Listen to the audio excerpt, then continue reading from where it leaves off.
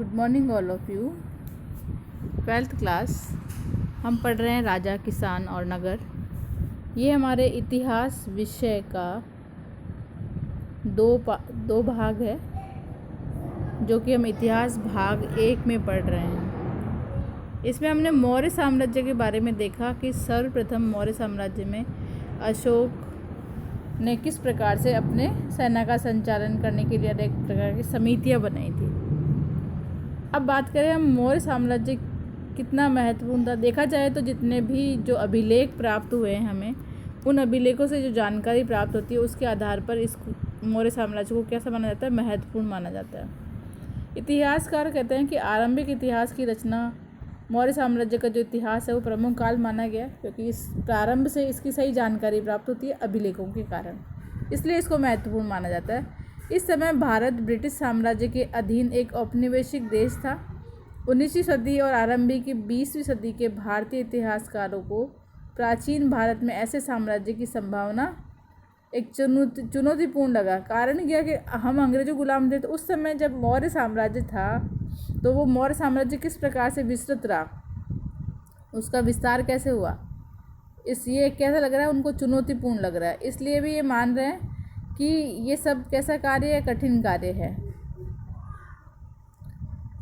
और इतिहासकारों को लगा कि अभिलेखों पर लिखे गए जो संदेश हैं, उन संदेशों के द्वारा शासकों के बारे में क्या मिलती है, हमें जानकारी मिलती है।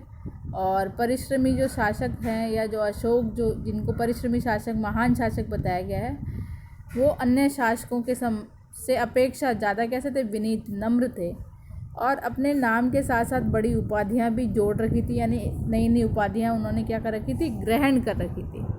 20वीं सदी के राष्ट्रवादी नेताओं ने भी अशोक को क्या माना है, प्रेरणा का स्रोत माना है। इसलिए भी इसको महत्वपूर्ण माना गया है। फिर भी मौर्य साम्राज्य कितना महत्वपूर्ण था, इसके बारे में जब हम पढ़ते हैं तभी हमें वास्तविकता का पता चलता है। अब पढ़ेंगे हम राजधर्म में नवीन सिद्धांत के बारे में। दक्षिण के राजा और सरदार। अब जब बात की गई है मौर्य साम्राज्य की, उसके बाद में बताया गया है कि उपमहाद्वीप का एक क्षेत्र था दक्कन, और दक्षिण के क्षेत्र जिसे यानी तमिलनाडु और आंध्र प्रदेश और केरल के कुछ हिस्से थे, जिसमें कौन से राज्य रहते थे, चोल, चेर और पंड्या। इन सरदारों का वहाँ पर क्या हुआ था, उदय हुआ था। ये राज्य बहुत समृद्धशाली थे और स्थायी भी बने हुए थे। और ये अब बात करेंगे हम दक्षिण के राजाओं की, तो उसमें क्या कौन कौन से थे क्षेत्र, आपको ये ध्यान रखना है। इसमें तमिलनाडु, आंध्र प्रदेश, केरल के थे, लेकिन उस समय इस दक्षिण के क्षेत्र को तमिलकम कहा जाता था, और यहाँ पर चोल, चेर और पांड्य इन सरदारों का उदय हुआ था। और ये जो सरदार और सरदारी थे, इनका जो पद था वो वंशानुगत भी हो सकता था, या कभी कभी नहीं भी होता था। कोई जो ताकतवर व्यक्ति था वो खुद सरदार बन जाता था। समर्थक उसके खानदान के लोग बहुत सारे होते थे उसके, क्योंकि बड़ा समूह होगा, बड़ा समर्थन होगा, तो सरदार भी कैसा माना जाएगा, बड़ा। सरदार के कार्यों के विशेष अनुष्ठान का संचालन, युद्ध के समय का नेतृत्व करना, विवाद जो हो गए उनको सुलझाना, उनमें मध्यस्थता करना, ये सभी उसके कार्य थे। और वो अपने अधीन लोग जो थे उसके, यानी जो उसके कर्मचारी थे, उनसे क्या करता था, भेंट मुलाकात करता था, और एक तरह से राज कर भी वसूल करता था, और अपने समर्थकों में उस भेंट का वितरण करता था। सरदारी में सामान्यतः कोई स्थायी सेना या अधिकारी नहीं होते थे। यानी कि कुल मिलाकर यह है कि सरदार और सरदारी का मतलब यह है कि दक्षिण भारत के ऐसे क्षेत्र जहाँ पर अपने वर्चस्व के आधार पर एक राजा के अंतर्गत एक सरदार और सरदारी होता था, जो कि वहाँ के लोगों का कार्य करता था।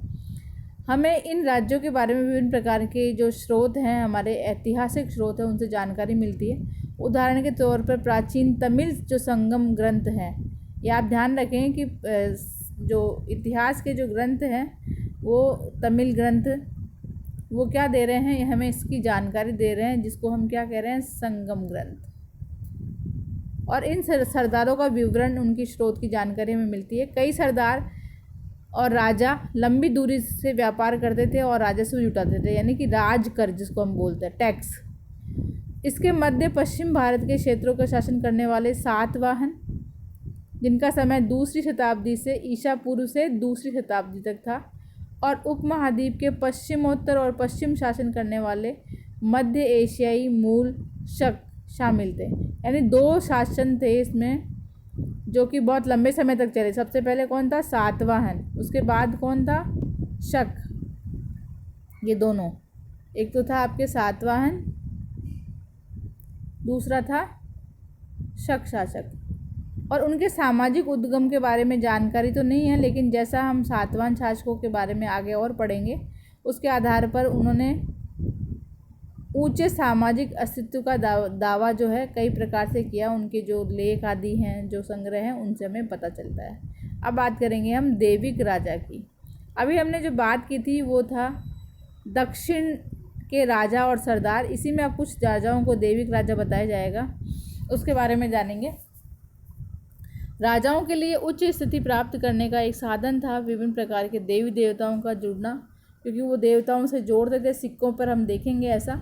मध्य एशिया से लेकर पश्चिमोत्तर भारत तक शासन करने वाले जो कुषाण शासक थे, जिनका समय कैसा बताया गया है? प्रथम शताब्दी ईसा पूर्व से प्रथम शताब्दी ईसा तक, क्योंकि पहली बार ऐसा शासक था कुषाण शासक, कुषाण वंश के शासक, जो कि अपने सिक्कों के द्वारा हमें उस समय के इतिहास की जानकारी देते हैं। कुषाण इतिहास की रचना अभिलेखों, साहित्य परंपरा के माध्यम से भी की गई है, क्योंकि इसमें बहुत सारे अभिलेख भी लिखे गए हैं और बहुत सारे साहित्य भी लिखे गए हैं।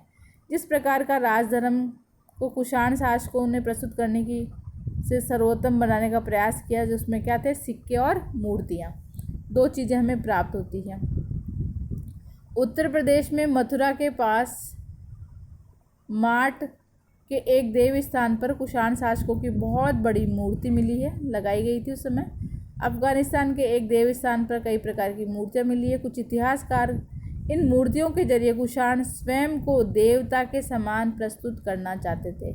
यानी यहाँ देविक राजा की जो हम बात कर रहे हैं वो कौन है? वो है कुषाण वंश के शासक, जो स्वयं को ऐसी विशालकाय मूर्तियों से प्रस्तुत कर रहे हैं और अपने आप को क्या बताना चाह रहे हैं कि हम देवतुल्य हैं, देवपुत्र हैं। ऐसी उपाधि उन्होंने ली है। चीनी शासकों से प्राप्त हुए होंगे संभवतः ये नाम, और ये स्वयं को स्वर्ग पुत्र, यानी हम स्वर्ग से आए हैं, ऐसा भी बताते थे। ये सब हम सिक्कों में और मूर्तियों से पता लगाते हैं। 4वीं शताब्दी में गुप्त साम्राज्य सहित कई बड़े साम्राज्यों के साक्ष्य और हमें प्राप्त होते हैं। ये ज़रूरी नहीं है कि कुषाण वंश में ही था ऐसा। जो हमारे और साम्राज्य थे, जैसे कि गुप्त साम्राज्य, वहाँ भी हमें बहुत सारे ऐसे संसाधन या बहुत सारे ऐसे स्रोत मिलते हैं जिससे हमें पता चलता है कि वहाँ के शासक भी ऐसे कार्य करते थे और अपना निर्वास स्थानीय संसाधनों द्वारा करते थे, और भूमि पर नियंत्रण भी शामिल था। शासकों का आदर भी करते थे, उनकी सैनिक सहायता भी करते थे, और जो सामंत शक्तिशाली होते थे वे राजा बन जाते थे।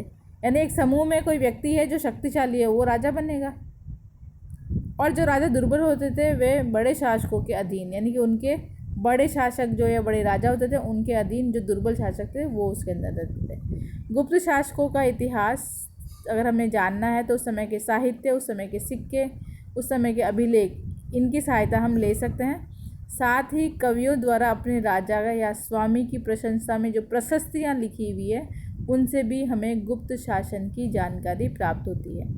यद्यपि इतिहासकार इन रचनाओं के आधार पर ऐतिहासिक तथ्य निकालने का प्रयास करते हैं कि हम जो सिक्के हैं, अभिलेख हैं, इनसे हमको जानकारी प्राप्त कर लें, और ये वास्तविक जानकारी हमें कुछ न कुछ उस समय की घटना के बारे में बताती है। अब यहाँ एक कुषाण वंश से संबंधित एक आपको सिक्का दिखाया गया है, कनिष्क है इसमें अग्रभाग में, और इसके बाद की बात करें हम तो ये जो बाद वाला जो भाग है वो एक देवता का माना गया है, ऐसा उसमें उल्लेख किया गया है। अब बात करें हम आगे कि गुप्त साम्राज्य के जो सिक्के आदि हैं उनके द्वारा हमें बहुत सारे तथ्यात्मक विवरण प्राप्त होते हैं। काव्यात्मक ग्रंथ आदि भी, साहित्य आदि भी मिले हैं। जैसे उदाहरण के रूप में बताया गया कि इलाहाबाद स्तंभ का जो अभिलेख है, जिसे हम प्रयाग प्रशस्ति कहते हैं, यानी या तो आप नाम दे दो इलाहाबाद स्तंभ या प्रयाग प्रशस्ति, दोनों एक ही हैं। इसकी रचना की थी हरिसेन ने, और ये जो हरिसेन था एक कवि था। किसके काल का था? समुद्रगुप्त के, यानी गुप्त वंश में जब समुद्रगुप्त था उसके समय एक राजकवि था, वो था हरिसेन। इन्होंने लिखी है इलाहाबाद प्रशस्ति, जिसे हम प्रयाग प्रशस्ति भी कहते हैं, और संस्कृत भाषा में इसकी रचना की है। तो ये साहित्यिक जानकारी भी हमें क्या देती है, उस समय की जानकारी देती है। यहीं पर आपको एक चित्र दिखाई देगा जो कि कुषाण वंश, ये जो है बलुआ पत्थर से बनी हुई कुषाण शासक की क्या है, मूर्ति है, जो हमें क्या बता रही है, उस समय के शासक के स्वरूप के बारे में बता रही है। इसी तरह से अगर हम बात करें प्रयाग प्रशस्ति की, जो कि समुद्रगुप्त की प्रशस्ति के नाम से प्रसिद्ध है, इसमें समुद्रगुप्त को एक उत्तम शासक बताया गया है। Thank you.